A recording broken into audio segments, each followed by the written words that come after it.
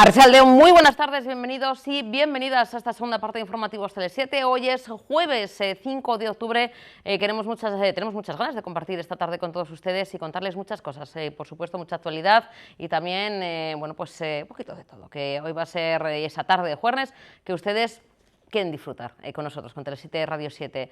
Tenemos, como decimos, muchas sorpresas, pero también, como decimos, mucha actualidad. Empezando por una operación exitosa, una operación conjunta de la Guardia Civil y la Agencia Tributaria. Se han intervenido cerca de 23,5 kilos de cogollos de marihuana en el puerto de Bilbao. La droga se hallaba oculta entre la mercancía de un camión que pretendía embarcar en el ferry con destino a Irlanda. Mercancía de cogollos de marihuana, ilegal, ilícita evidentemente, pero que estaban localizados han localizado dentro de cajas de brócoli fresco y mezcladas con este vegetal. 21 bolsas de plástico cerradas al vacío, las cuales contenían estos cogollos de marihuana y con un peso total cercano a los 23,5 kilos. Es una operación conjunta, como decimos, de la Guardia Civil y la Agencia Tributaria. La operación se desarrolló a mediados del mes de agosto, cuando investigadores de la Guardia Civil del Servicio de Vigilancia Aduanera se encontraban controlando el embarque de vehículos y mercancías en el ferry que une el puerto de Bilbao con el puerto de Irlanda, el irlandés, el Rosslare. En el marco de las actuaciones de aseguramiento de la cadena logística del transporte internacional y de control de aduanas, los agentes fiscalizaron un camión con matrícula británica que declaraba transportar cajas de lechuga y brócoli. Pues bueno, ya ven que nada más lejos, igual había un poquito de brócoli y de lechuga, pero bueno, pues se ha intervenido esos 23,5 kilos de marihuana. Ha sido detenido el conductor del vehículo por ser el presunto autor de un delito contra la salud pública. Una exitosa operación que tiene lugar, como decimos, hoy mismo en el puerto de Bilbao. Bueno, y seguimos también con más actualidad. De Bilbao nos vamos hasta Granada, nos vamos al sur. ¿Y por qué? No solamente por las altas temperaturas, que aquí también las tenemos, sino porque se celebra la cumbre internacional. Los líderes europeos se reúnen en Granada, en este maravilloso lugar, y vamos a escuchar, porque bueno, pues además de, por supuesto, hablar de temas de calado internacional, los líderes europeos han contado o han querido contar en esta cita en Granada con el presidente ucraniano, con Zelensky, y ha sido uno de los, vamos a decir, hoy mismo ponentes estrella, porque hay que decir que es la primera vez que el presidente ucraniano viaja al Estado español desde que empezó la guerra. Ha tenido ese encuentro bilateral con el presidente Pedro Sánchez y pide en esta cumbre internacional, esta cumbre europea, más ayuda, pide unidad y ayuda, como decimos, a los líderes europeos. Sánchez le ha prometido más apoyo militar y además avisa ante estos líderes europeos de previsibles ataques rusos de cara al invierno. Ha dicho que la unidad es la respuesta fundamental, porque Rusia no va a parar. Dice que que está amenazando desde tiempos inmemorables las diferentes zonas para hacerse más grande, que no se lo puede permitir, que hay que dar una respuesta, como decimos, unida. Y hemos hecho un resumen de la participación, como decimos, primera vez que pisa suelo estatal Zelensky, desde que empezó la guerra, y en este caso en esta cumbre que concentra a las máximas potencias de Europa, en Granada hemos querido recoger alguna de esas reflexiones. Todos nosotros somos Europa y no se trata solo de geografía, hablamos aquí de historia, moralidad, seguridad, que todos compartimos. No podemos debilitarnos. El martes pasado estuve en la región del este de Ucrania con 1.200.000 habitantes en Kharkiv, y están a menos de 14 kilómetros de Rusia, o menos de 3 minutos de tiempo de vuelo para un misil S-300, que son los que utiliza lo que utiliza Rusia para aterrorizarlos. Ya habían sufrido destrozos a cargo de estos misiles, iglesias, centrales eléctricas, Kharkov está herido por este terror, por los escombros causados por los misiles, pero están vivos. Hacemos lo que podemos para ayudar a las personas, mantenemos las actividades sociales, económicas, mantenemos el funcionamiento de todas las instituciones claves, todos los niveles de la administración, el sistema de educación, especialmente en Kharkiv. Y la mayor parte de los niños estudian en línea hasta que podamos tener un sistema de defensa aéreo que funcione plenamente operativo. Los niños no pueden ir a las escuelas, pero han encontrado la solución. 65 clases con más de 1000 niños reciben enseñanza del modo habitual, igual que en las escuelas de los demás países, pero en el metro, en el subterráneo. Estimados líderes, ¿hay suficientes estaciones de metro subterráneas en Europa para proteger a los niños que van a la escuela?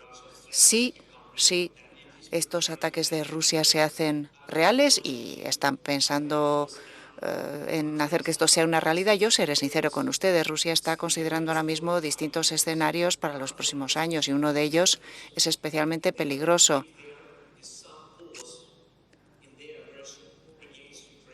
Si hay una pausa en la agresión contra Ucrania, si hay un congelamiento, va a ser un nuevo momento crítico.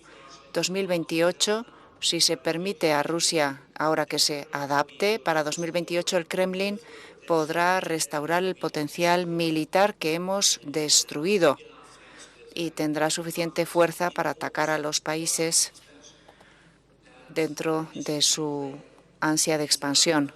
Además de Ucrania, desde luego son los estados bálticos y otros países donde están presentes contingentes rusos. Esto es información clara que nos ha transmitido nuestra inteligencia y lo transmitimos directamente a ustedes. Rusia está intentando un congelamiento de la situación para adaptarse y para pasar a la siguiente fase. Recuerden ustedes que el enemigo más peligroso es el enemigo que se prepara para la siguiente fase basándose en las conclusiones actuales. Tienen la ambición de ganar más espacio con una ansia imperialista y quieren luchar contra las democracias, los países libres, quieren romper la unidad europea. Y la herramienta de Rusia es manipular a los demás. Durante décadas, Rusia ha intentado mantener el control sobre las naciones vecinas, iniciando guerras y congelando guerras. Ha pasado en Moldavia, ha intentado aplastar y dividir a Georgia, desestabilizar otras partes de Bielorrusia, por ejemplo, países del Cáucaso. El apoyo a estas naciones cuya supervivencia Rusia ha intentado destruir. La ruina que Rusia está causando no debemos permitir que se expanda al resto del mundo. Tenemos que ganar. Ucrania tiene que ganar para que Putin no amplíe su agresión a otro país más. Y es realista. Entonces, ¿cuáles son las cuestiones clave? Nuestra unidad, la unidad y solidaridad de Europa tiene que ser algo sin duda. Y además, entre todos, tenemos que ser conscientes de la fuerza que nos da nuestro acuerdo común, nuestra solidaridad, la posibilidad de la Unión Europea de ampliarse según los tratados fundadores. Yo quiero darles a todos las gracias por todo lo que están haciendo por nosotros. Bueno, y hoy mismo Save the Children ha presentado un informe sobre los abusos sexuales a menores, a niños y niñas y a adolescentes. Para contar todos los detalles, la verdad es que aquí tenemos mucho trabajo que hacer y gracias a Save the Children conocemos también todos los pasos a seguir. Tenemos al otro lado a Charo Arranz, ella es directora de Save the Children en Euskadi. Charo, buenas tardes, Arratsaldeon. Hola, buenas tardes, Arratsaldeon. Bueno, Charo, la verdad es que datos bastante estremecedores, bastante preocupantes. Sí. En este análisis, en este informe, donde se ha revisado, ¿no?, cerca de 400 sentencias judiciales, 46 de ellas en lo que nos toca, ¿no?, en Euskadi, en Álava, Vizcaya y Guipúzcoa, estamos hablando de medias de edades de niños y niñas que sufren estos abusos sexuales. La media es de 11 años. La mayoría de casos, además, el 80% son las niñas, las mujeres las que sufrimos, ¿no?, estos abusos. También algo que nos llama mucho la atención es que 8 de cada 10 casos de agresor, de persona que abusa de la confianza, porque es una persona del entorno, incluso familiar, ¿no, Charo? Sí, totalmente. La verdad es que los datos son estremecedores y esto teniendo en cuenta que lo que estamos analizando en este informe son el resultado de las sentencias. Se ha hecho un análisis de 400 sentencias, pero hay muchísimos casos que ni siquiera llegan a juicio. O sea, esto es la punta de la punta del iceberg. Del análisis de las sentencias, como comentabas, sabemos que desgraciadamente el tipo de víctima suele ser una niña de 11 años y que sabemos que el grueso de las agresiones sexuales se producen en un entorno entre los 10 y 14 años para la víctima. Y a veces pensamos que el tipo de agresores son monstruos que reconoceríamos muy fácil, seríamos capaces de identificar el resto de la sociedad qué tipo de personas son, pero la realidad es que, como comentabas, y los datos así lo confirman, en el 80% de los casos las personas son conocidas de las víctimas. Y es más, es que en el caso de Euskadi, un 43,5% de los casos son personas del entorno familiar. Luego tenemos otra parte de otro 35% que son conocidas y exclusivamente en cerca de un 20% las personas no son conocidas a priori de la víctima menor de edad.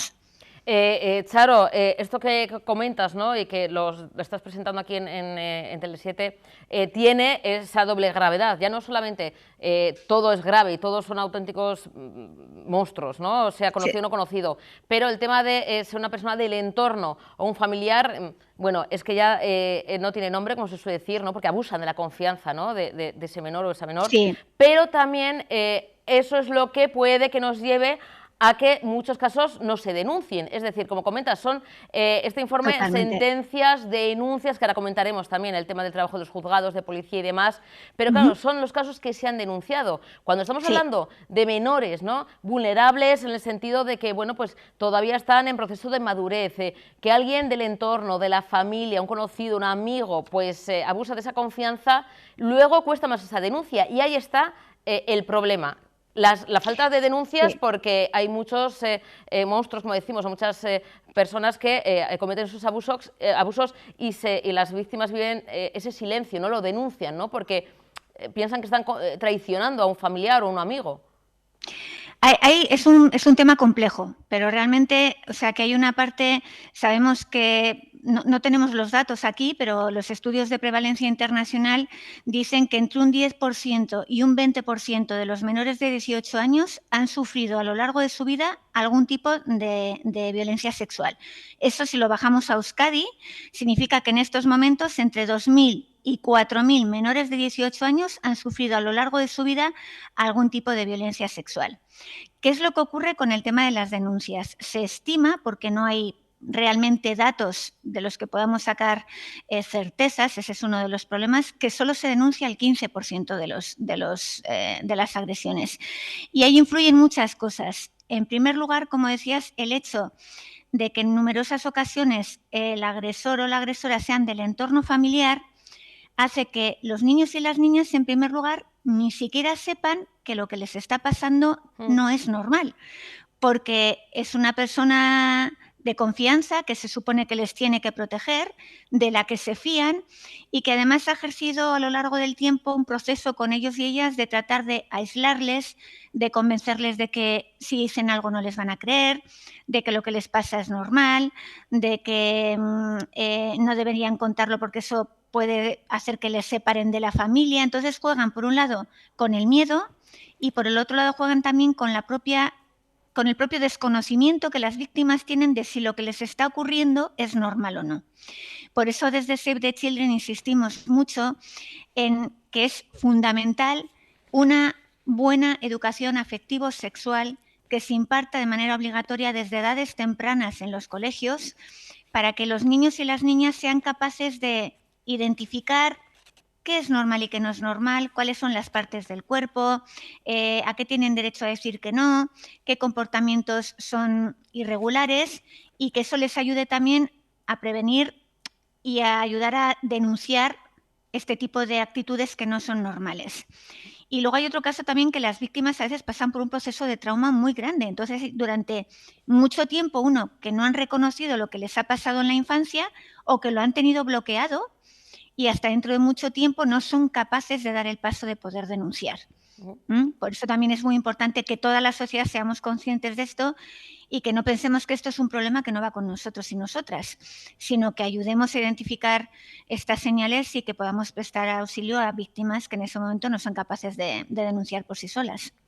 Charo, también desde Save the Children pedís una justicia a la altura, ¿no?, de Sí. los derechos y la protección de la infancia, de los adolescentes, de los menores. Es decir, cuando se da el paso, ¿no?, de denunciar, facilitar, ¿no?, las cosas, porque, bueno, hombre, no siempre, tampoco vamos a tener miedo, pero hay veces que, bueno, pues que los menores tienen que pasar varias veces por la policía para denunciar, es decir, Sí. que se agilice, que haya juzgados especializados en estos temas, ¿no, Charo? Para que todo Totalmente. fluya, ya que eso es algo tan doloroso, un proceso tan terrible, que por lo menos no se haga más difícil.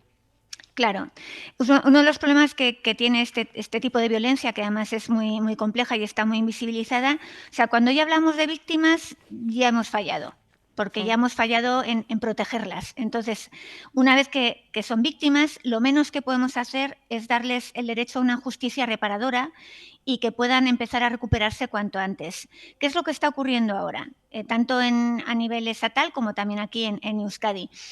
Pues que el proceso, una vez que empiezas una denuncia, es muy complicado y es muy largo.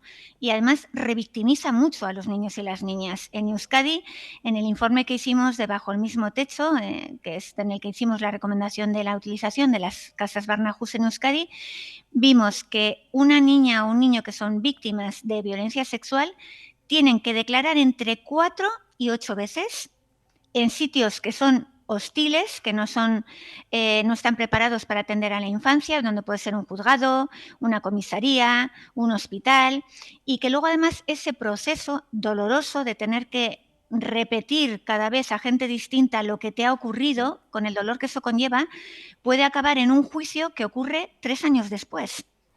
3 años en los que la víctima ni ha podido empezar a recuperarse, ni ha podido pasar página y ha tenido que estar continuamente repitiendo su testimonio. Eso es tremendamente doloroso. Y lo que pedimos y solicitamos es que la justicia sea reparadora, que haya juzgados especializados en la problemática infanto-juvenil, en abordar este tipo de problemáticas, y que luego se utilice como mecanismo de reparación lo que llamamos el modelo Barnahus, que es un modelo en el que el niño o la niña, en vez de tener que estar pasando por todos los distintos sitios del sistema, van a un sitio y son todos los agentes los que intervienen los que van allí. Es decir, se pone al menor en el centro y allí se desplaza el juez, el fiscal, el abogado, la policía, todos, el pediatra, el médico forense. Allí mismo, en un entorno amigable, se le toma una declaración grabada que se puede utilizar como una prueba preconstituida, de tal manera que el niño o la niña no tiene que volver a declarar y eso ya puede ir a juicio y ni siquiera tendría que ir a juicio porque se utilizaría como una prueba preconstituida. Esto además permitiría otra cosa, que es acortar mucho los tiempos, esos 3 años que tenemos, a veces hasta 5, incluso más, lamentablemente, hasta que se produce un juicio. Y el modelo Barnahus, que está implantado viene de Islandia, pero está implantado en muchísimos países de Europa y aquí en España se empezó con un piloto en Tarragona. Euskadi ya está en ese camino porque el gobierno vasco lleva desde el 2021 trabajando en un piloto que se abrirá próximamente en Vitoria. Lo que tiene de bueno es que sí ha demostrado con pruebas que multiplica el número de condenas por 2 e incluso por 3. Y también en el caso de Tarragona, por ejemplo, el primer año se multiplicaron por 3 las denuncias, ¿Por qué? Porque es más fácil denunciar, porque la gente conoce el camino y porque además se les presta atención desde el primer momento, con lo cual la recuperación del trauma es muchísimo mejor para los niños y las niñas víctimas. Como decías, Charo es Barnahus, que es casa de los niños, ¿no? En islandés, de donde Sí, viene, significa ¿no? en islandés casa de los niños, eso es. Este proyecto que se ha instaurado en Cataluña y que ya va a ser en breve, porque hay esa colaboración con el Departamento de Igualdad, Justicia Social, ¿no? Política Social del Gobierno políticas vasco. sociales, sí. Que va a ser ya en breve, o sea, ya va a dejar de ser proyecto piloto y va a ser una realidad, no sé, a bote pronto, no sé si en este año o el año que viene. Pues la verdad es que la fecha de apertura, o sea, el proyecto es del Gobierno vasco. Lo que hemos hecho desde Save the Children es asesorarles desde el principio y acompañarles trabajando con un grupo motor donde estaban representados todos los agentes que intervienen en un caso de estas características, pues desde educación, hospitales, atención a la víctima, jueces, fiscales, policía, Ertzaintza, todos los ámbitos, diputaciones, gobierno vasco, ayuntamiento, para crear también unos protocolos y unos flujogramas de actuación que hagan que ese piloto funcione bien cuando se ponga en marcha en Vitoria.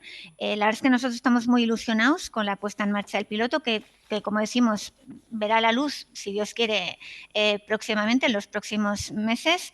Y hablamos de un piloto porque hay que aprender, quiero decir, hay que ver qué es lo que está ocurriendo y luego una vez que se saquen aprendizajes, la idea, según también ha comentado el Gobierno vasco, es que este modelo se extienda a Guipúzcoa y a Vizcaya próximamente. Es lo mismo que han hecho un poco en Tarragona, que empezaron con una casa y ahora van a abrir otras 13 Barnahus en el resto de Cataluña. Pues, bueno, y en otros países, en otras comunidades autónomas están también en vías de hacer informes. Pues seguiremos contando todos los detalles. Ojalá que estas cifras que hemos dicho al comienzo, bueno, que fueran como cuando dices lo de 0,0, ¿no? Como cuando nos Ojalá. Que ojalá fuera 0,0 y si no, por lo menos que sean mínimas, Charo, que no estemos dando estos datos, que la verdad es que son escalofriantes. Hay más son inaceptables, que... diría yo. Claro, son Charo. Inaceptables, pero bueno, esto también, hay otro tema que no hemos tratado aquí, pero que trataremos en siguientes estudios que sacaremos próximamente, como el tema de la violencia sexual online. Otro tipo de fenómenos que con las nuevas tecnologías pues están apareciendo y que también tienen circunstancias bueno, complicadas que hay que analizar y a las que sobre todo hay que poner freno a través de la prevención, que es una herramienta en la que creemos mucho, educación y luego una justicia reparadora. Así que seguiremos trabajando entre todos y todas para que estas cifras se reduzcan. Y nosotros pondremos nuestro pequeño granito de arena para Muchísimas gracias por darnos voz y por dar también voz a las víctimas, que es muy importante. Es que ricasco, Charo. Estamos en contacto. Es que ricasco, Suri. Gracias, de verdad. Un abrazo. Vamos a más temas de actualidad. Hoy se ha celebrado pleno ordinario en el Parlamento Vasco y uno de los temas que además luego va a colación, porque luego vamos a hablar con Amaia Mayor de Sache Euskadi, uno de los temas que lo ha presentado Euskal Herria Bildu, su representante, su parlamentaria Rebeca Ubera, es hablar sobre la situación de la OSI de emergencias. Además ha aprovechado esta moción, bueno, que ha sido aprobada, para dirigirse directamente a la nueva gerente de emergencias para que asuma la responsabilidad de la OSI de emergencias en todos sus ámbitos y tanto en público como en privado. Vamos a escucharla. Queremos aprovechar el debate de hoy para pedir a la nueva gerente, a raíz de la moción, que asuma la responsabilidad de toda la OSI de emergencias, tanto de la parte que tiene la gestión pública como de la parte que tiene la gestión privatizada, ya que, como bien dice el portavoz del Grupo Nacionalista Vasco, no hay privatización de los servicios y la tutela, la responsabilidad es absolutamente pública.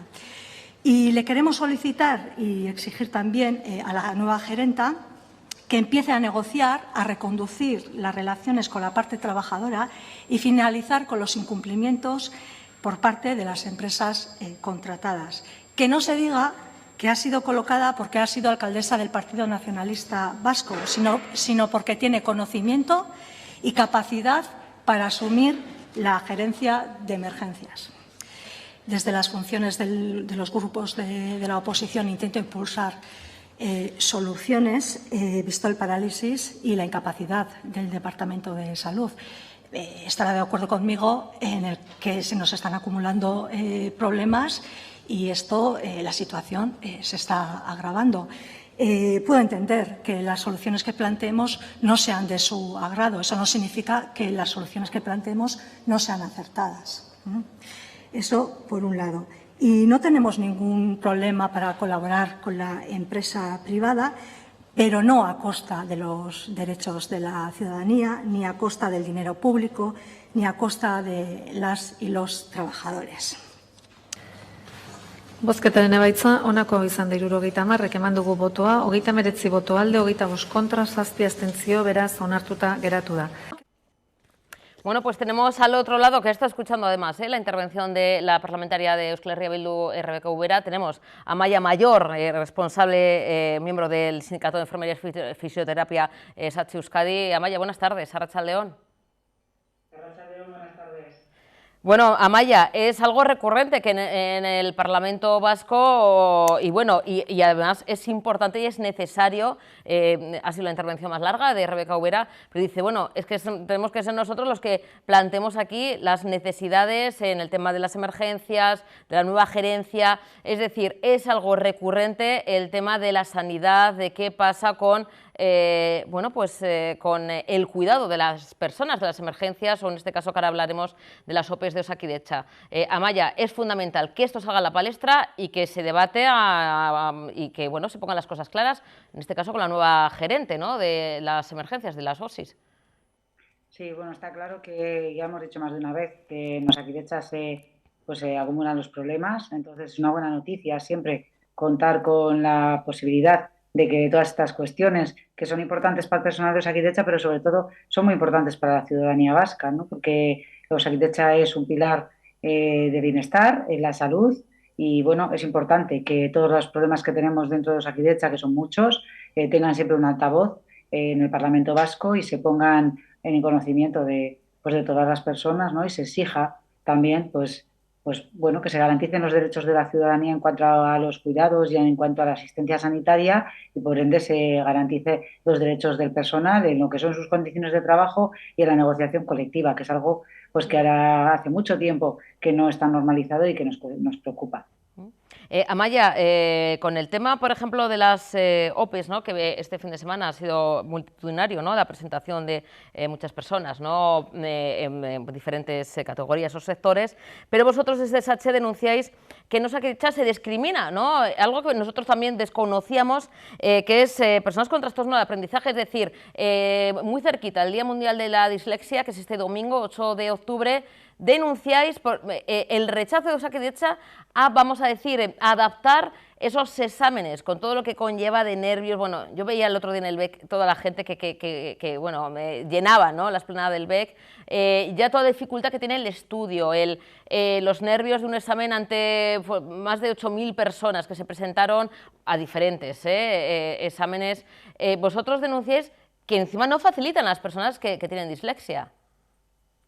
Sí, es verdad, como bien dices, los exámenes de la OPE de Osakidetza afectan a muchísimas personas en todas las categorías. Este fin de semana, el viernes, fueron los fisioterapeutas quienes fueron al examen y el domingo a la enfermería, ¿no? Y son categorías muy masivas. Y lo que nosotras hemos denunciado es que, claro, entre todas estas personas que, muy bien dices, se ven afectadas con tener que estudiar, con la mala gestión, con lo que es la lentitud en los procesos, también tenemos, ¿no?, y hemos querido poner el foco en lo que son las necesidades de adaptaciones técnicas para garantizar el acceso igualitario al empleo. Y en este caso hemos manifestado a Osakidetza la situación de una enfermera, pero que soy segura que no es la única persona que tiene un trastorno del aprendizaje, en este caso la dislexia, que necesita unas adaptaciones técnicas que deberían de garantizarse por parte de las administraciones públicas, como marca la Ley Integral para la Igualdad de Trato y la No Discriminación. Y es un poco lo que hemos pedido a Osakidetza, que a esta persona se le garantizasen sus adaptaciones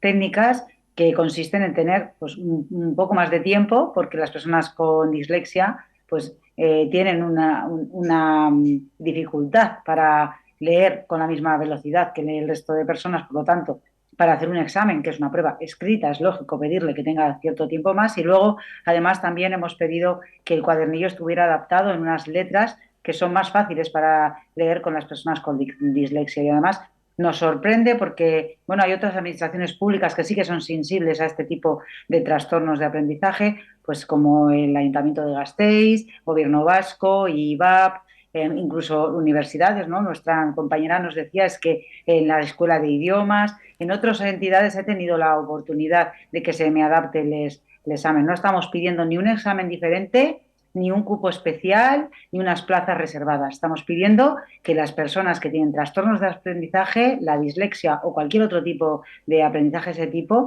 tengan las adaptaciones técnicas suficientes como para hacer ese examen con todas las garantías. Porque podemos hablar mucho de igualdad de trato y de no discriminación en la sociedad, pero aparte de ponerlo en un papel o predicarlo, hay que adaptarlo y hay que utilizarlo en la vía práctica, en el acceso al empleo de las personas. Claro, es que estamos hablando del Servicio Vasco de Salud, Osakidetza, que hace esas oposiciones, esa oferta pública de empleo, ¿no? Esas OPEs, y tiene que primar, como comentas, ¿no, Amaya?, esa igualdad de oportunidades, y además teniendo en cuenta que es bueno, pues un problema de salud. La dislexia es un trastorno de aprendizaje, pero que esa persona es una profesional como la copa de un pino, pero tiene que tener algo, en ese caso ese examen, adaptado. Fue rechazo total. Vosotros no sé si habéis dado, qué pasos habéis dado, vais a poneros en contacto con la Asociación de Dislexia de Euskadi, vais a recurrir, ¿cuáles son un poquito los pasos a seguir, Amaya, para que, bueno, pues esto, hombre, recapaciten, como comentas, otras instituciones ya lo han hecho, estamos hablando de adaptación de la sociedad en todos los sentidos, y bueno, que alguien no pueda presentarse en un examen o tenga que suspender porque no le facilite mínimamente, ¿no?, el tema a la hora de leer, ¿no?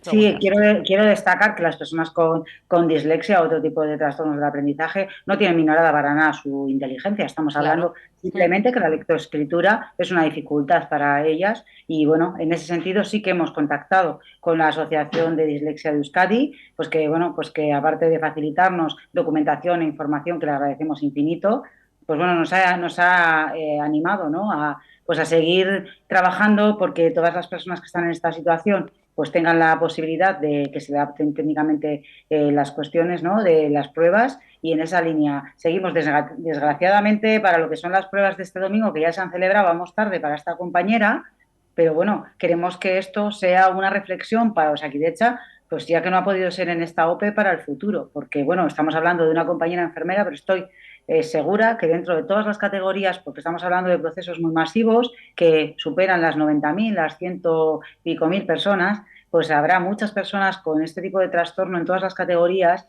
y creo que bueno, pues que tiene que hacer una reflexión Osakidetza y contemplar este tipo de adaptación técnica como tiene otro tipo de adaptaciones en cuenta para próximos procesos de OPE. Fíjate, Amaya, que quizá, no debo decir estoy segura, pero casi convencida de que mucha gente que nos está viendo, escuchando ahora, Amaya, que te está escuchando, mejor dicho, se está enterando de que, y que tiene dislexia, dice, pues es verdad, me había resignado, ¿no?, a no presentarme quizá, o a ver cómo voy cayendo o no apruebo los exámenes por, bueno, pues este pequeño problema de aprendizaje, como decimos, que no merma para nada las capacidades ni de profesional ni de inteligencia, como comentas, Amaya, y quizá a través de esta conexión y todo lo que nos estás contando, Maya, hay gente que se está ahora mismo enterando de decir, pues oye, esto hay que lucharlo, gracias a Sachi Euskadi, pues podemos tener esa adaptación y no tirar la toalla, porque mucha gente que se habrá resignado a Maya y dirá, bueno, voy suspendiendo o veo que esto me lo ponen tan difícil que ni siquiera ya me presento. Y sobre todo también gracias, pues, a la compañera, ¿no?, y a personas que tienen ese trastorno y que deciden no resignarse. Nosotras intentamos ser un vehículo. Y bueno, también decirles a estas personas que es que además dentro, y también se lo hemos dicho a Osakidetza, de los cambios normativos, el año pasado, en el 2022, también ha habido un cambio respecto a lo que es la ley de cómo se debe hacer el procedimiento para pedir una discapacidad, en el sentido de que, por ejemplo, Osakidetza lo que nos remite es a decir que las personas con trastorno de aprendizaje no alcanzan el 33% de discapacidad. Pero es que no es necesario tener un 33% de discapacidad, porque la propia ley lo que posibilita es la posibilidad de que estas personas, porque es un trastorno que les va a acompañar para toda su vida, tengan un certificado que diga que tiene este tipo de trastorno de aprendizaje, que le va a permitir solicitar esas adaptaciones técnicas. A la compañera, desgraciadamente tengo que decir que contactó con Osakidetza en el mes de febrero y no se le contestó hasta que quedaba una semana para que realizase el examen y no le quedaban ningún tipo de acción, fue cuando contactó con nosotras y le ha faltado tiempo, pero sí que hago desde aquí un llamamiento a todas las personas que tengan dislexia que sí que soliciten ese certificado de ese tipo de trastorno, de esa discapacidad, que bueno, entre no le va a conllevar un turno diferente o una prestación o una cuestión, pero sí que le va a servir como documento acreditativo de que tiene una discapacidad para la hora de solicitar en las administraciones públicas pues una adaptación técnica o cualquier otra cuestión que en un momento dado pueda precisar. Entonces es algo que es relativamente novedoso, que hemos conocido a través de la Asociación de Dislexia de Euskadi, que se lo agradecemos muchísimo, y desde aquí, desde el altavoz, pues lo quiero hacer saber a todas las personas que tengan este tipo de trastornos, que lo soliciten. Pues Amaya, seguiremos en contacto porque, como siempre decimos, me temo que esto todavía no queda mucho camino, queda mucho por solucionar, mucho que pelear. Así que Amaya, siendo altavoz conjunto en esa colaboración que tenemos desde hace ya tiempo, Amaya, cuando queráis, sabéis que tenéis aquí vuestra casa, vuestro altavoz. Pues os lo agradecemos mucho y todo lo que sea ayudar a la ciudadanía y a nuestras compañeras, pues adelante. Mucho ánimo, Amaya. Un besito para todas y todos. Agur. Es que ricasco, agur. Vamos a los premios Gure Artea 2023. Los ha otorgado en una gala el Lehendakari Iñigo Urkullu a Susana Talayero, a Nadia Barcate y a la librería Anti. Se trata de estos premios que son los más importantes que se otorgan en Euskadi en el ámbito de las artes plásticas y las artes visuales. El acto ha tenido lugar en el Museo San Telmo y pues Susana Talayero ha sido galardonada con el premio Gure Artea al reconocimiento a la trayectoria artística, Nadia Barcate con el reconocimiento a la actividad creativa y la librería Anti con el reconocimiento a la labor realizada por los diferentes agentes en el ámbito de las artes plásticas y visuales. Al acto también, hemos visto al Lehendakari, ha estado, por supuesto, el portavoz y consejero de Cultura Política y Lingüística Bingen Zupiria, subrayado el propio Lehendakari la importancia de que, si un gobierno premia todos los años una carrera artística, una práctica creativa destacada, premia la actividad de agentes culturales, es para reconocer la importancia de su trabajo y la importancia del arte vivo en la vida en común. A pesar del pequeño espacio que las mujeres han tenido, resalta, en el ámbito de la cultura, el Lehendakari también destaca que la importante presencia de artistas mujeres en los premios Gure Artea es uno de los datos más destacables y más esperanzadores de los últimos años. Hoy destaco las artistas. La presencia creciente de artistas mujeres en los premios Gure Artea es un dato revelador y esperanzador, un paso más en la necesaria feminización de nuestra vida social y cultural. Los premios sirven para dar mayor visibilidad a este avance cultural, social y político. Sirven también para reconocer la importancia de las y de los agentes culturales, colectivos, personas, proyectos que apoyan, acompañan, provocan, reúnen a las y a los artistas y a la ciudadanía. Proyecto que construye comunidad cultural. La librería Anti de Bilbao es un ejemplo. Desde el barrio de San Francisco, como se ha dicho, ha generado un espacio de encuentro entre la literatura, el pensamiento y las artes visuales. Susana Talayero, Nadia Barcate, Javier Nevado, Amaya, hablamos de un compromiso personal y vital que crea algo importante, necesario para toda nuestra comunidad: conocer, comprender y compartir el arte y la cultura. Hau da, Gure Artea. El Gobierno vasco premia cada año una carrera artística, una práctica creativa destacada y la actividad de agentes culturales. Nuestro objetivo es reconocer la importancia del trabajo, la creatividad y el arte vivo en la vida en comunidad. Es una política de reconocimiento. Y vamos con un nuevo nacimiento, entre comillas. El Ayuntamiento de Bilbao y el Ente Vasco de la Energía presentan la marca Bilbo Ener, bajo la cual se va a promocionar y a desarrollar proyectos de eficiencia energética y generación renovable. Bilbo Ener aspira a ser la organización de referencia en el ámbito energético de la ciudad y como tal servirá de apoyo a ambas instituciones en sus políticas y planes integrales de energía y urbanismo, tanto en lo que se refiere a la promoción de proyectos de eficiencia energética y energía renovable, renovables, como lo que tiene que ver con la optimización y mejora de las instalaciones existentes. Además, el consistorio bilbaíno ha presentado las líneas fundamentales de su plan de actuación energética conforme a la Ley Vasca de Sostenibilidad Energética y dentro del cual Bilbao Ener será una pieza estratégica e importante, ejerciendo un papel tractor, coordinador y transversal para todas las áreas municipales implicadas en esta materia. Estamos dando pasos hacia un escenario de transición energética en cuanto a la reducción de los consumos y la generación también de recursos propios. Dos retos para cuya consecución trabajará la herramienta de la que hoy el Ayuntamiento de Bilbao y el EVE nos estamos dotando, Bilbao Ener, y que son también objetivos estratégicos del Plan de Actuación Energética que estamos desarrollando en el Ayuntamiento conforme a la legislación vigente. La Ley Vasca de Sostenibilidad Energética es muy clara en su exigencia a las administraciones públicas, a las que nos plantea al menos una reducción del 35% del consumo para el año 2030 y que la generación renovable, la generación de energía renovable suponga un 32% del consumo, tanto eléctrico como térmico. La información acerca de la situación de partida, así como de los recursos que genera el Ayuntamiento de Bilbao, la tienen ustedes en la nota de prensa que se les ha repartido y también aparecerá en pantalla, pero a grandes rasgos podemos señalar que consumimos algo más de 157 millones de kilovatios al año, de los cuales en torno al 40% respectivamente corresponden al consumo tanto de los edificios como del parque móvil y el 20% restante se refiere al consumo del alumbrado público, mientras que la generación renovable municipal supone 5,5 gigas, unos recursos que proceden de la planta de biogás de Artigas y de las centrales hidroeléctricas de Ordunte y de Sollano, y en menor medida de las plantas solares fotovoltaicas en edificios municipales. Teniendo en cuenta esta realidad y el reto que tenemos por delante, el Plan de Actuación Energética de Bilbao contempla 4 unidades de actuación energética en la que focalizar nuestro esfuerzo: los edificios e instalaciones municipales, el alumbrado público, el parque móvil y la generación renovable.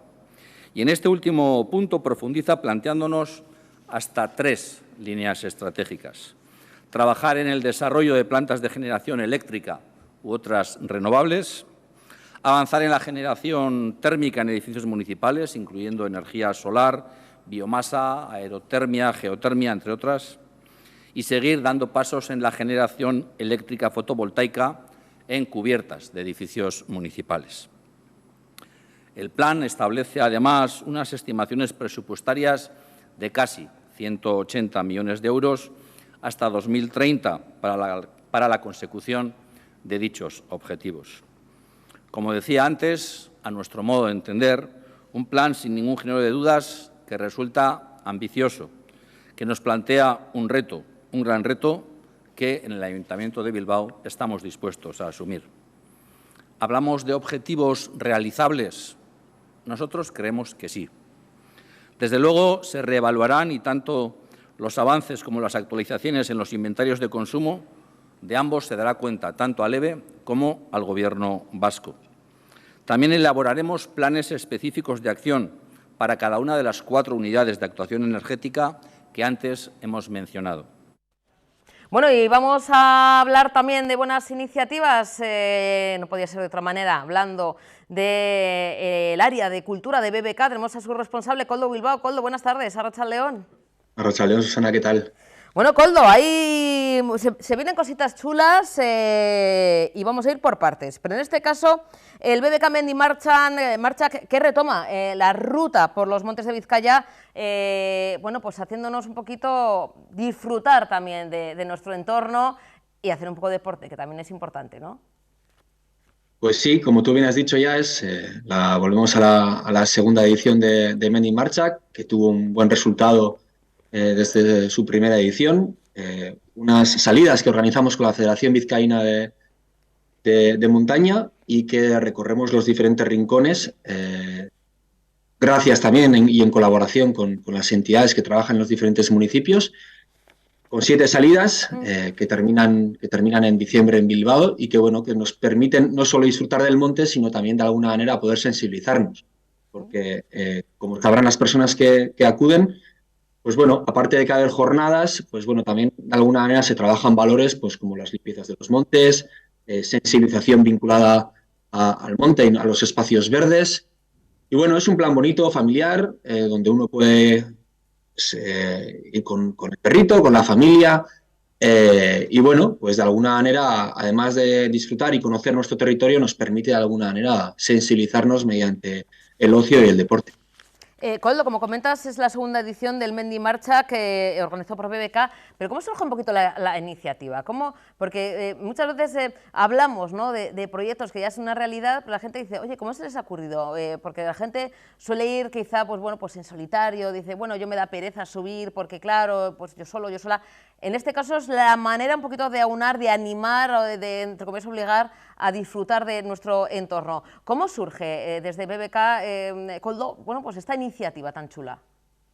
Bueno, pues nace con un histórico, es verdad, que históricamente BBK ha estado en eventos como la subida al Pagasarri durante muchísimos años, miles de personas, cada diciembre, bueno, participaban en esta subida, pero entendíamos de alguna manera que había que no solo intentar llegar a los diferentes rincones de Vizcaya, sino además hacerlo de la mano de aquellos colectivos, entidades que ya lo hacían habitualmente, ¿no? No tiene sentido montar más eventos, más subidas, cuando ya existen entidades que trabajan mediante el voluntariado este tipo de actividades. Y lo que hace BBK es reforzar, tanto en la comunicación como en las activaciones, como de alguna manera en ese tipo de charlas que antes te he comentado.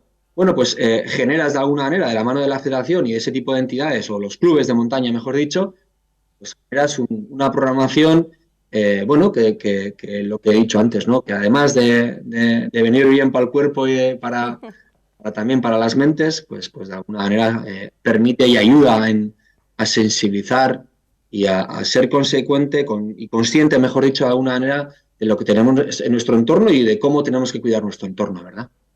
Koldo, son marchas aptas para todos los públicos, es decir, sí, que la gente no piense que son solo los mendizales, ¿no? Hay gente ya formada o que ya tiene su recorrido, ¿no? O que sube todos los fines de semana al monte, sino que se trata un poquito de adaptar al público en general, Koldo, incluso, como has comentado, dog friendly, ¿no? Que también podemos ir con nuestros perretes para, bueno, disfrutar también todos en familia y en esa buena comunión, como suelo decir, pero que nadie tenga miedo, que no van a ser unas subidas, que hace falta ser un experto, ¿no?, en montaña.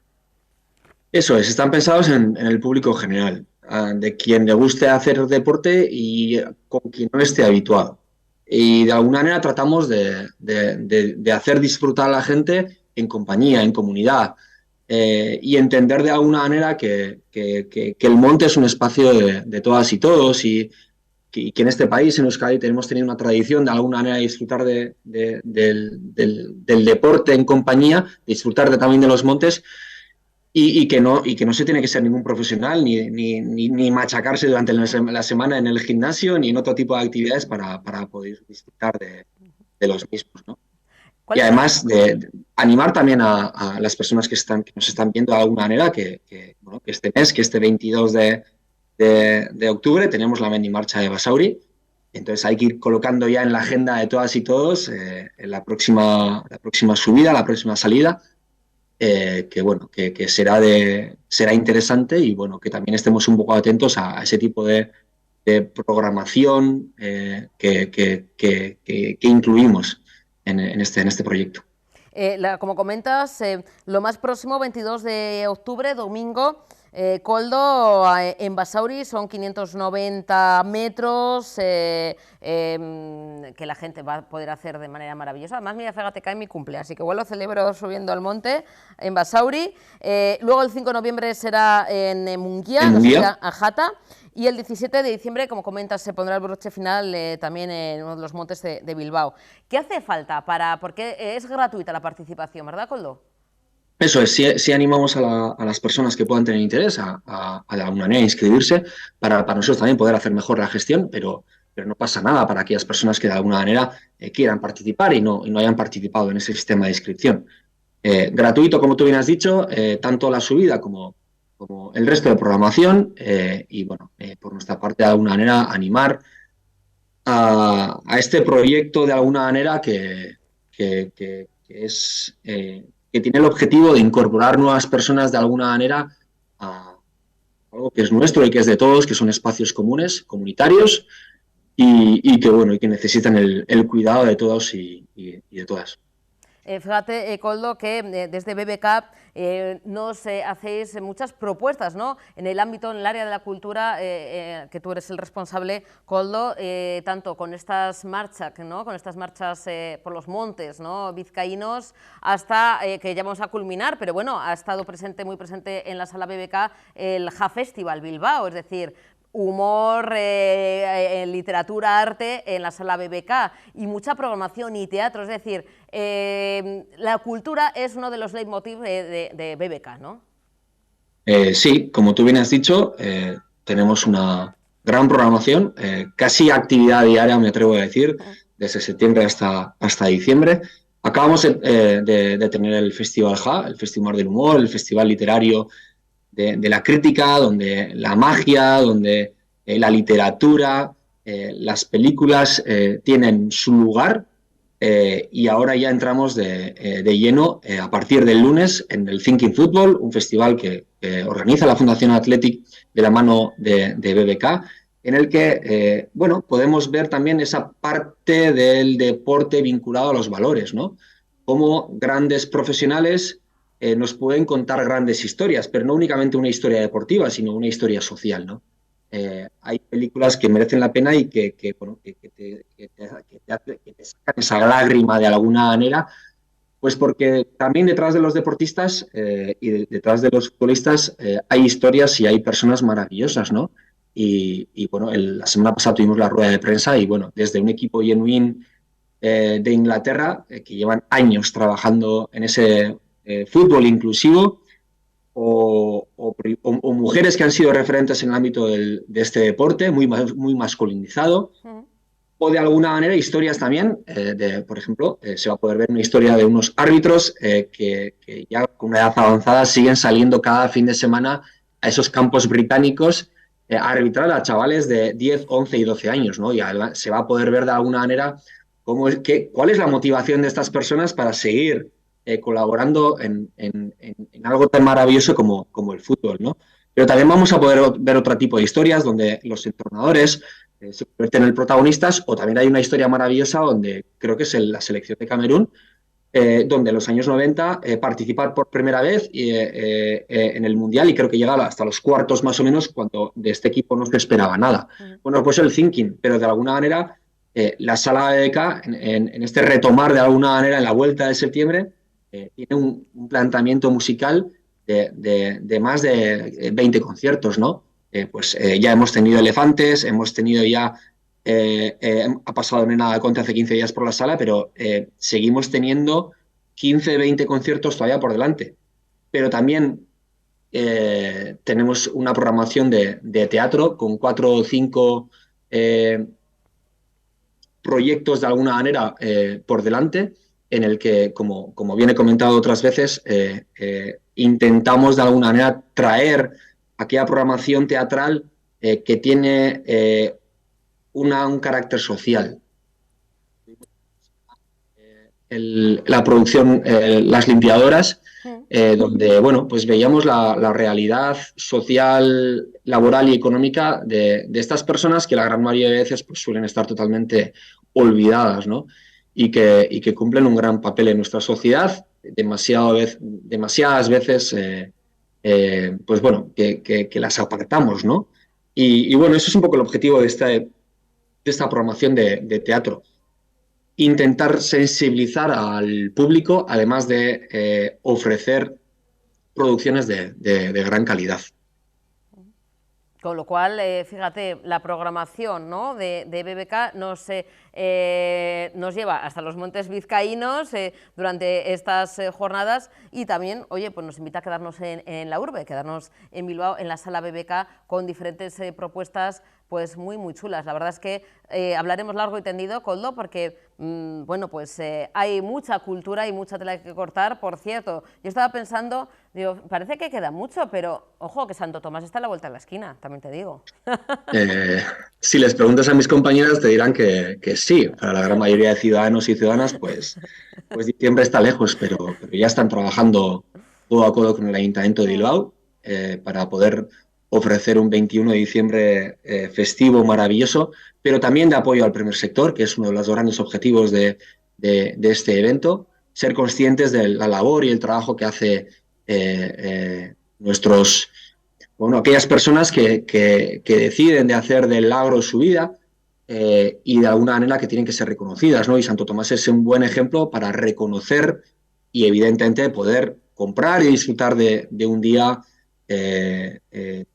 muy ligado a nuestra tradición, a nuestra cultura y un día los últimos años al menos nos ha respetado con el clima y es de realmente disfrutar. Oh, yo me acuerdo el año pasado que además nos encontramos, Koldo, que estamos haciendo además un reportaje con mi compañero, con cámara, y la verdad es que no podíamos, hacía un calor, hizo buenísimo, estamos ahí cámara en mano haciendo el reportaje, que nos encontramos, estaba a tope, o sea, no entraba casi un alfiler en la zona arenal y demás, la verdad es que así da gusto. Esperemos que respete, o sea, si tiene que llover y tal, que lo haga entre medias, pero que el 21 de diciembre nos respete como el año pasado. La verdad es que fue una gozada también encontrarnos, y poder hablar medio minuto, porque ya sabes que siempre estamos currando. A ver si nos podemos tomar un chacolí ese 21 de diciembre. De todas maneras hablaremos antes, Koldo, ya te amenazo. Pues aquí estaremos para cuando necesitéis. Muchas gracias, que ricasco. Un besito. Continuamos en Informativos Tele7 y vamos a escuchar a la consejera de Igualdad, Justicia y Políticas Sociales del Gobierno vasco, Nerea Melgosa, que reivindica la accesibilidad para favorecer la inclusión y participación de las personas mayores. Lo hace en una nueva edición de las Jornadas de Buenas Prácticas Europeas en Amigabilidad, enfocada al reto de Euskadi Lagunkoia 2023, participación social y ciudadanía activa. Durante su intervención, la propia consejera ha puesto en valor la necesidad de dar mayor responsabilidad y protagonismo a las personas mayores. En sus palabras, resulta clave convertir a las personas mayores en agentes de cambio, con experiencia, sabiduría y capacidades que pueden y deben ser canalizadas para el beneficio común. También ha reivindicado el concepto de ciudadanía activa en la vejez, que parte desde el envejecimiento activo e implica mayor amplitud de miras al integrar la igualdad entre las personas con independencia del género, edad y necesidad de apoyos. Ha explicado además las diferentes estrategias que el Gobierno vasco desarrolla en favor de los mayores del envejecimiento activo, como la Estrategia Vasca de Gobernanza con las Personas Mayores, puesta en marcha en el año 2019, o la reciente Estrategia Vasca con las Personas Mayores, que se puso en marcha en 2021. Vamos a conocer un poquito más detalles y lo cuenta la consejera Nerea Melgosa. Una cita que se ha consolidado como referente en fomento de entornos amigables para las personas que envejecen. La sinergia entre el Gobierno vasco y Matia Instituto es un claro ejemplo de cómo la colaboración público-privada puede fructificar en iniciativas que inciden en el bienestar de nuestra sociedad. Un compromiso que ha demostrado por los 75 municipios adheridos a la red de municipios amigables de Euskadi Lagunkoia. La temática de las jornadas de este año, como ha comentado Vanessa, está centrada en la participación social y ciudadanía activa, que nos resulta especialmente relevante. Reparar en un conjunto de acciones que den mayor responsabilidad y protagonismo a la capacidad de las personas mayores. Resulta clave convertir a las personas mayores en agentes de cambio, agentes con experiencia, sabiduría y capacidades que pueden y deben ser canalizadas para el beneficio común. El motor que traccione del resto de la ciudadanía para, en común, lograr municipios y entornos amigables. Conscientes de estas capacidades, el Gobierno vasco pusimos en marcha en 2019 la Estrategia Vasca de Gobernanza con las Personas Mayores, nuestra y vuestra Agenda Nagusi, y en 2021 la Estrategia Vasca con las Personas Mayores. Ambas iniciativas con unos propósitos muy claros. afrontar los retos que supone una población envejecida y 2, potenciar un papel activo a las personas mayores en la vida pública, además de integrar a las personas mayores como sujetos de pleno derecho en la toma de decisiones sociales y políticas, promover un envejecimiento activo, saludable y participativo y asegurar una vida plena para todos y para todas. Hemos generado iniciativas como Agenda Nagusi, un espacio donde personas mayores y el Gobierno vasco colaboramos para definir los problemas que nos afectan y os afectan, que a la vez forman parte de nuestra agenda política, diseñando las mejores soluciones. Hemos impulsado los ecosistemas locales de cuidados, puestos ya en marcha en 14 municipios vascos. Promovemos un modelo de cuidados personalizado, flexible y comunitario, partiendo de las necesidades y preferencias de cada persona, generando entornos inclusivos desde espacios seguros y que proporcionen equidad en la salud. Apoyamos iniciativas como ARIAC para luchar contra la soledad no deseada. Hemos lanzado Saintel, el 900 100 356. Un teléfono de apoyo directo a las familias cuidadoras. Nuestra responsabilidad es adaptar nuestras políticas, sistemas y actitudes para responder a la nueva realidad de las personas mayores. Pero hoy nos encontramos aquí para reflexionar sobre cómo nuestros municipios pueden adaptarse al proceso de envejecimiento. Queremos aprender de las mejores prácticas europeas y adaptarlas al contexto vasco. En estas jornadas queremos reafirmar que el envejecimiento activo es participativo y debe ser una prioridad. Y debe estar asociado a este paradigma reivindicando el concepto de ciudadanía activa en la vejez, que parte desde el envejecimiento activo que implica a la mayor amplitud de miras al integrar el principio de igualdad entre personas con independencia del género, de la salud, de la edad y necesidad de apoyos. Queremos repensar nuestras políticas a partir de una concepción de plena ciudadanía, donde todas las personas puedan formar parte con independencia de su edad, de dependencia o discapacidad, a la vez que trabajaremos activamente contra los estereotipos, la estigmatización, la discriminación. Queremos apoyar el empoderamiento ciudadano y a la cogobernanza con las personas que envejecen, porque es el camino a seguir para lograr una auténtica ciudadanía activa. Queremos lograr una ciudadanía social y solidaria entre generaciones, desde la reciprocidad y solidaridad, el trabajo grupal entre iguales, desde la confianza y el apoyo mutuo, promoviendo sentimientos con pertenencia o identitarios y que prime el bien común, con cuidados y apoyo profesional del entorno relacional y comunitario y de las nuevas tecnologías para las personas que así lo precisen, y con un aprendizaje a lo largo de toda la vida. Longevidad participativa por el bienestar de las personas mayores. Ese es nuestro ILDOA.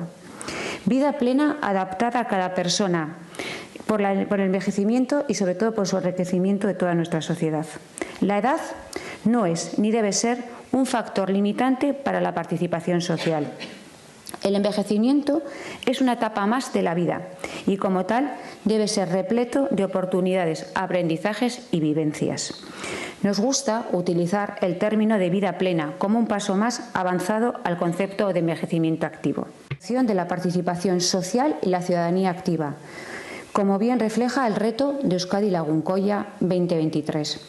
Apoyamos y apoyaremos estrategias basadas en las diversas formas de participación y contribución social. Es gratificante ver que año tras año esta jornada reúne a las personas expertas, a la sociedad civil, a administraciones y entidades que desde diferentes rincones de Europa nos comparten, aprendemos y debatimos sobre las mejores prácticas en amigabilidad. De estas experiencias que se presentarán hoy, extraeremos valiosas lecciones que nos ayudarán a seguir construyendo una Euskadi cada vez más amigable. La labor y las contribuciones de la profesora Anja Machielse nos van a brindar una perspectiva necesaria sobre el envejecimiento y la participación. Su análisis sobre la tensión entre la autonomía individual y las demandas de la sociedad nos reta a mirar más allá de las convenciones. Su perspectiva nos ayuda a reconocer que cada persona, independientemente de su edad, tiene un valor inmenso que ofrecer. Las Yayas Kusama, por su parte, son un testimonio vibrante de cómo el arte puede romper barreras. A través de su pasión, este grupo de pintoras nos muestra que la creatividad no tiene límites de edad. La Yaya Kusama demuestra que el aprendizaje y el disfrute del arte puede ser una fuente inagotable de vitalidad. Sus murales y obras se han convertido en un símbolo del poder del arte para unir a personas y revitalizar comunidades. Con el proyecto CAN 70 vamos a conocer una iniciativa revolucionaria que desafía las convicciones sobre cómo vivir la vejez. Vivimos en un mundo donde a menudo se espera que las personas mayores se retiren y vivan de manera pasiva. El grupo CAN 70 ha demostrado que es posible vivir de manera autogestionada, solidaria y comunitaria incluso en la vejez.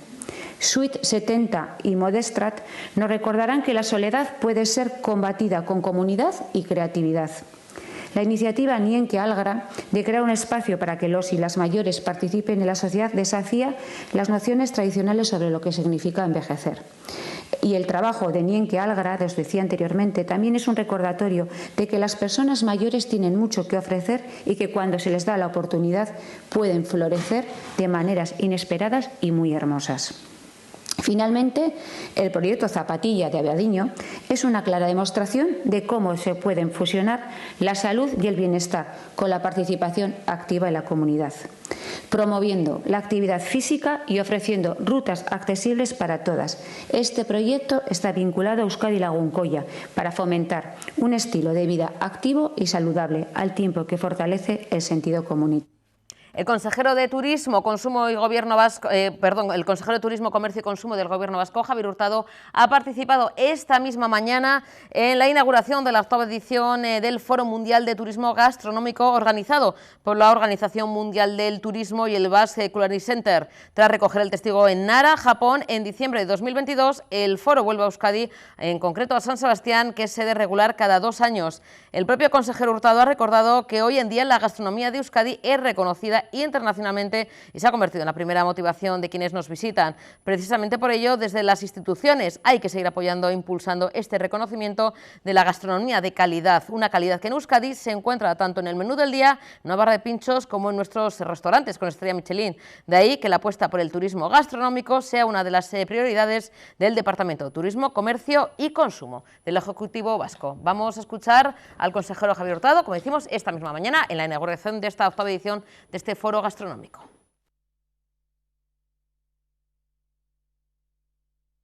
En esta visión del turismo y la gastronomía, desde el punto de vista de la sostenibilidad, juega un rol muy importante el pionero Código Ético del Turismo de Euskadi, avalado por la OMT y que cuenta ya con más de 620 empresas adheridas. En el marco de este código hemos proclamado una Carta de Valores de Euskadi Gastronómica. Euskadi Gastronómica nació como un proyecto para crear y desarrollar un club de producto turístico gastronómico de Euskadi. Ahora hemos dado un paso adelante para seguir impulsándolo con esa Carta de Valores, con 20 principios agrupados en 8 valores que comprenden el conjunto de cualidades que deben estar presentes en el ADN de las empresas y los profesionales que forman parte de Euskadi Gastronómica, porque apostamos por la profesionalización y la modernización del sector para que la gastronomía en Euskadi siga siendo referencia y una de las grandes motivaciones de nuestros visitantes.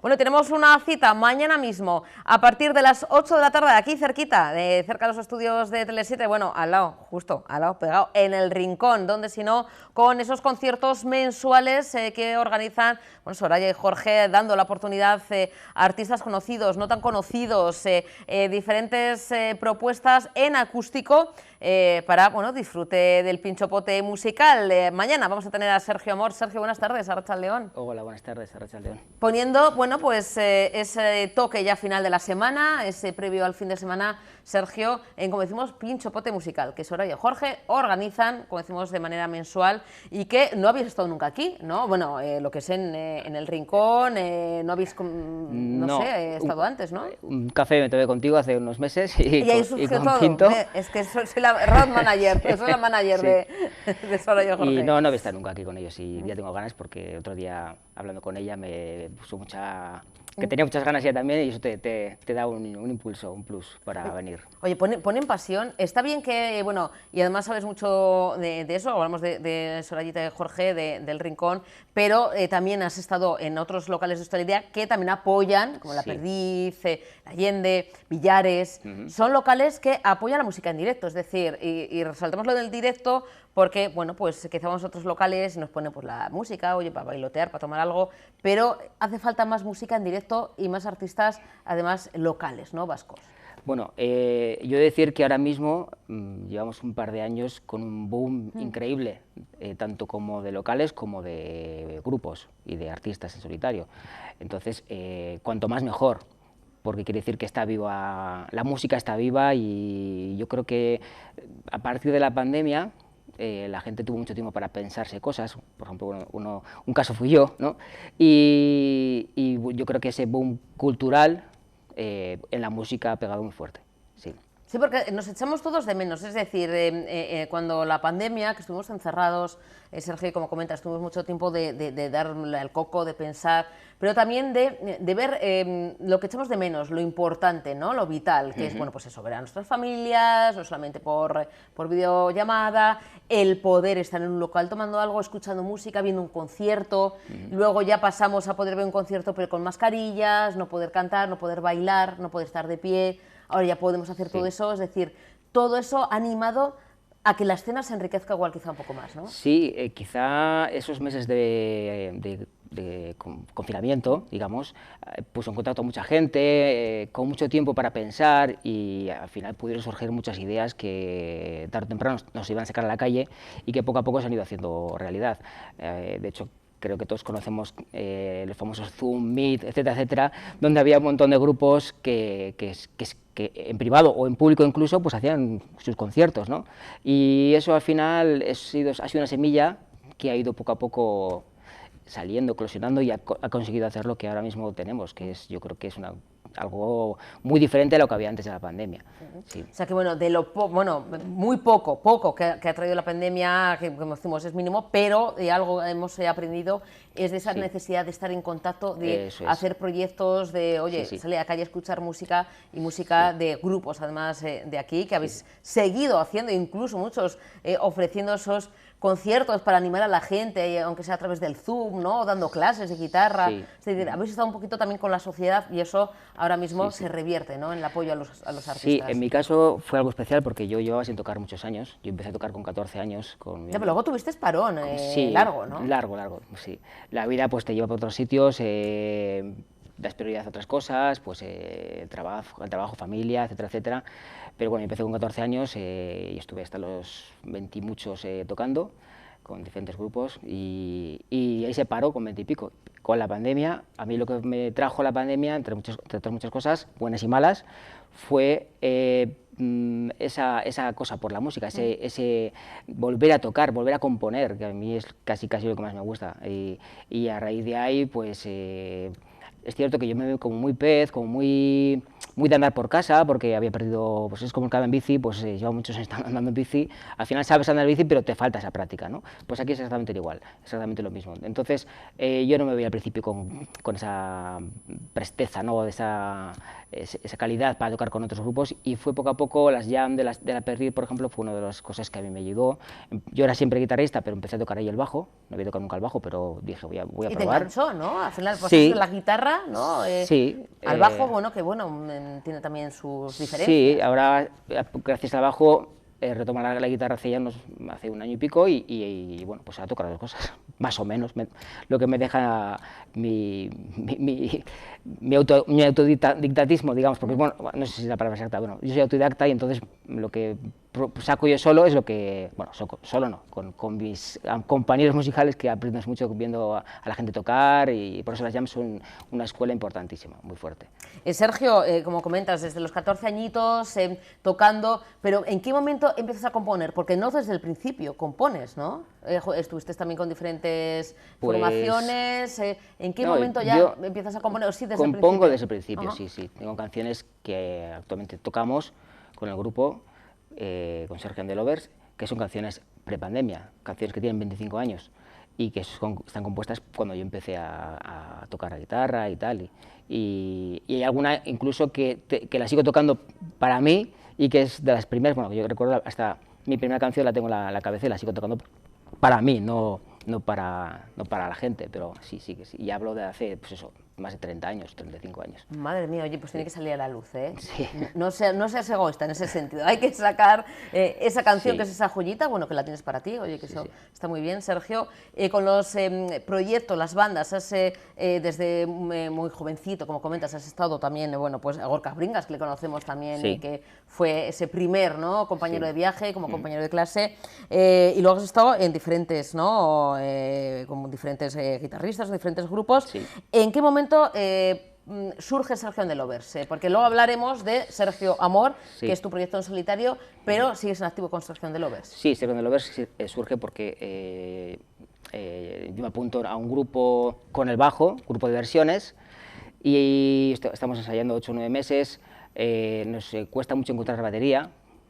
Aquí la gente que quiera tocar, la gente que quiere tocar realmente, que se ponga a tocar la batería, que no le va a faltar nunca grupos con los que tocar. Y entonces el grupo se disuelve, pero sigo en contacto con Miquel Aguirre, que es el teclista, y Miquel y yo empezamos a montar Sergio and the Lovers hace ya como año y medio, una cosa así. Y luego pues fuimos buscando personas. Eris, el bajista, es un amigo mío de Portu, que él estaba aprendiendo a tocar la guitarra, pero le engañé para que se pusiese a tocar el bajo. Y luego está Asier Ayesta, que es el guitarrista principal, que es guitarrista también de los Falling Black. Y después vino Key Hall, Isaac, que es el último que ha venido. Estuvo Jonathan Merino tocando la batería con nosotros una temporada. Se lesionó la mano y al final tuvimos que buscar un sustituto porque no podía él seguir durante meses, y vino Isaac, vino Key Hall, y hasta ahora pues somos los cinco fantásticos, efectivamente. ¿Qué tipo de música haces? Porque tú tienes, comentaremos a tu proyecto en solitario, pero Sergio and the Lovers son canciones tuyas, pero también hacéis alguna versión, ¿no, Sergio? Sí, un par de versiones. Digamos que la idea del grupo es hacer canciones propias. Y luego puedes meter un par de versiones para que la gente también pues, pueda cantar alguna canción que conoce, porque ya sabes, los grupos desconocidos es lo que tenemos, que las canciones no las conoce poca gente, digamos, y entonces pues cuesta que la gente se meta, que las cante, aunque ya de vez en cuando ya sí que ves a gente que canta algún estribillo y tal, ¿no? Entonces pues metes un par de canciones conocidas, un par de covers, para que pues tenga un poco de dinamismo el concierto. Pero son canciones, son covers concretas, de cierta época. ¿Y en castellano siempre, Sergio? Sí, nosotros siempre cantamos en castellano, yo compongo en castellano y las covers son en castellano. Hemos hecho covers de, pues, bueno, un poco, las covers vienen un poco a raíz de los homenajes de la terminal de Bilbao, pues que nos hemos apuntado un par de veces, pues ya han salido un par de covers. A Fito, ¿no? Una de Fito, la de Quemarropa, otra de Miguel Ríos, Bienvenidos, y luego pues tocamos como covers, también tocamos, ¿cómo se llama? La de... ahora no se me olvida el nombre. Bueno, una conocida también, de un grupo de Bilbao, ¿cómo se llama? Ahora me dejas... no me viene a la... Estamos en Ascuas ahora. Sí, ya, bilbaíno. Sí, muy conocido. Muy conocido, vale. Luego me vendrá, y pensaré en la paella, en los siguientes la paella, que es un truco que funciona, y me vendrá la grupo, canción. ¿Pero es de Bilbao? Sí. Vale, Grupo Bilbao. Bueno, pues... Antiguo. Antiguo. Es súper conocida. Vale, luego te la digo. Vale. Ay, madre, bueno, pues ya le vamos a dar al coco. Esto también es una prueba para ustedes, a ver si están atentos. Sí. A ver que alguien nos mande un mensaje. que nos mande un mensaje, que nos llame, que si no dormimos. Los cerebros así. En el fondo esto es un concurso, Sí. A ver hemos hecho la excusa de la entrevista para ver si ustedes estaban al loro y a ver qué grupo bilbaíno de hace unos años. Tiene una canción súper conocida. Tiene una canción muy conocida que se merece estar en las covers, o sea, me refiero. Y la hace mucha gente, además. Claro, o sea, no es cualquier grupo. Y ahora ya le estamos dando al coco, pensando. Eso es una parte del cerebro. El otro está pendiente, Sergio, de mañana, porque mañana vas a estar como Sergio Amor, no con Sergio and the Lovers, porque mañana, siempre decimos en el rincón, es en acústico. A ver, es un espacio muy chulo, amplio, pero es en acústico, o sea... es un rinconcito muy cuco. ¿Qué vas a...? Corazón de tango. Doctor Deseo. Exactamente, ese. ¡Ah! ¿Qué me llevo de premio? ¿El coche que tienes fuera aparcado? La paella, mira. Vale, bueno, pues una paella también me gusta, ¿eh? Pero por favor, con algún marisquito, con algo, Sí, con alguna perfecto. cabecita, de Sí. algún buen fumet. Vale, venga, pues bueno, me quedo con la paella. Doctor Deseo, hombre, con Francis y compañía. Sí, se me había, con Francis, se me había escapado. que es la bomba. Más te pones una boa así Sí, y ya lo tienes ya está hecho. Mañana como Sergio Amor, Sergio en el Rincón, como decimos en acústico. ¿Qué vamos a escuchar? ¿Cómo va a ser un poquito el bolo mañana a las 8? Bueno, pues el bolo son canciones de Sergio and the Lovers, tocas en acústico porque realmente ahí se ve la base del grupo, porque las canciones están compuestas con guitarra acústica, luego se arreglan con respecto a los 5 que somos, pero la base es esa, es la guitarra acústica. Y entonces lo que se va a ver es el esqueleto de la canción, digamos, ¿no? Y habrá canciones que tocamos también con Sergio and the Lovers, y hay otras canciones propias que no toco con ellos, que son canciones que aún no han salido al grupo, igual no tienen sitio en el grupo, pero que a mí me gustan y que por ejemplo, hay una canción que escribí, la primera que escribí durante la cuarentena, que fue la primera que escribí después de 20 años, pues habla de eso, de la cuarentena, y es una canción que quizá no encaje, porque es una canción más lenta, más pausada y tal. Más de emocional del momento en concreto que lo Sí, escribiste. porque habla claro. de eso, habla de lo que, sobre lo que estaba pasando con la gente que estaba en los hospitales, pasándolo mal, sufriendo, familiares que estaban sufriendo, los enfermeros y todo el personal médico que estaba atendiendo a esas personas, la ayuda que estaban dando. Bueno, habla un poco de eso. Y es una canción que quizá no encaje en el grupo, pero sí que a mí me apetece cantarla cuando hago el acústico y creo que es bonita. Sergio, en cuanto a eso, a las composiciones, cosas un poquito que te surgen, ¿no? Tanto en el momento, ¿no?, en que escribes esas canciones, como quizá, bueno, pues, oye, amores o desamores, o tristezas o preocupaciones. ¿Cómo es un poquito? ¿Por dónde va la línea del tema de la composición? Bueno, la composición, como casi todo el mundo entiendo que es así, salvo que utilicen inteligencia artificial, tan famosa últimamente, va todo por, si te toca la musa, ¿no?, compones. Si no, pues puedes estar semanas sin componer. Y a mí, hay gente que compone primero la letra, hay gente que compone primero la música, hay gente que compone a la vez. A mí lo primero que me sale es coger la guitarra y sacar una melodía.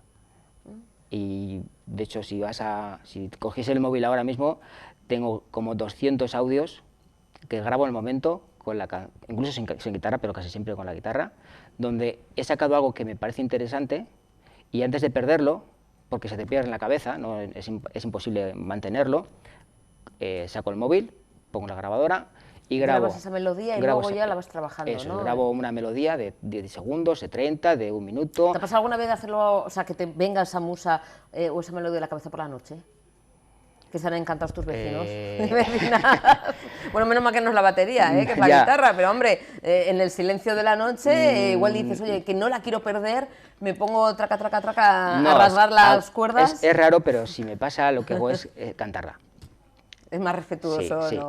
Cojo el móvil y canto susurrando esa melodía para que no se me escape. Aunque solo sean, nada, 2 párrafos. Y luego puedes recuperar, o sea, algo tan cortito, luego puedes trabajarlo y hacerlo ya en una canción. Sí, porque la cabeza, sin querer, está trabajando esa melodía. Y cuando yo la retomo, digamos que a esas grabaciones les doy importancia según me hayan gustado más o menos, según les vea yo potencial o menos potencial. Entonces, si hay una canción o alguna cosa que se me queda bastante dentro, grabada y tal, mi cabeza está, ella sola, mientras trabajo, mientras estoy haciendo otras cosas, está trabajando esa melodía. De forma que cuando yo vuelvo a coger esa melodía, la vuelvo a escuchar, cojo la guitarra, ya sé automáticamente, pero es todo improvisado y es por inspiración, por dónde tengo que ir. No es algo que tenga que estar pensándolo, sino que yo muchas veces esas melodías salen porque acabo de tocar una canción y mientras estoy pensando qué hacer, estoy haciendo juegos con la guitarra y tal, y ahora que hago no sé qué tal, y de repente eso que estoy haciendo me parece que está interesante, y sigo, e improviso constantemente. Esa improvisación te lleva al punto de decir, esto lo grabo, y cuando eso se queda grabado es el germen de una canción, de una posible canción. Oye, qué bonito, estamos aprendiendo, además de todo lo en cuanto a creación musical, o bueno, o por lo menos lo que cómo trabajas, ¿no? Porque como comenta Sergio, cada uno luego tiene su manera, ¿no?, de proceder. Hay gente que, bueno, prefiere igual quizás escribir la letra y luego le pone música, bueno, para gusto los colores. Sí. Sergio, lo importante es que mañana viernes, 6 de octubre, a partir de las 8 de la tarde, en El Rincón, aquí cerquita, los estudios de Tele7 Radio 7, vas a hacer un bolo. ¿Cuánto tiempo más o menos vas a estar? Pues sobre hora y media, más o menos. Intentaré que sea por ahí, más o menos. ¿Alguna sorpresita? ¿Alguna, no sé, si... Tengo alguna canción nueva que he escrito ahora en verano y quizá salga alguna, un par de ellas. Así un poco para lanzar, ¿no? Sí, la gente que nos está viendo, sí. Que se anime, que venga, porque va a haber alguna sorpresita, alguna canción nueva. Sí, he hecho este verano, aprovecho los veranos para componer, cuando estoy más tranquilo, más relajado, me voy fuera, me llevo la guitarra acústica conmigo de viaje, un viaje largo, con ferry muy lejos, y allí, como tengo tiempo, pues de vez en cuando pues, saco la guitarra. Y cuando estoy inspirado, puedo estar 3 horas metido en una habitación con la puerta cerrada, que no me moleste a nadie, que empiezo a sacar 1 o 2 canciones, y que lo más que me cuesta a mí son las letras, es componer la letra, porque la melodía más o menos la puedo sacar y puedo estructurar la canción, pero lo que cuesta luego es esa letra, es darle sentido a la letra, que tenga un sentido, porque a mí no me gusta cantar cosas que no digan nada. Hay grupos que cantan, como digo yo, refranes muy bonitos, pero inconexos, que no dicen nada. Bueno, y artistas que cantan sin entenderles nada, como por ejemplo Rosalía, bueno, que yo todavía, hay cachos de canciones que no la entiendo absolutamente lo que dice. Eso es un tema aparte. Que eso, necesitamos traductor simultáneo, pero bueno, oye, ahí está, es respetuoso, pero que no lo entendemos. En tu caso se entiende todo. Yo creo que sí. Intento no darle vueltas a usar palabras que tiendan a la metáfora y tal, pero todo tiene un sentido y creo que es entendible, sí. Pues Sergio, mañana nos rendiremos a tus canciones, a tu música. Además, Sergio Amor, pues es que, vamos, ¿qué más? Es un nombre precioso y haces una música muy chula. Así que, Sergio, mañana a las 8 en El Rincón. ¿Te parece? Perfecto, ahí os espero. Gracias. Y a ustedes, nada, les veo cuestión de horitas, mañana mismo. Déjenos descansar un poco, dormir unas horinas y mañana volvemos a estar con todos ustedes aquí en Informativos Tele7. Mirarte, agur.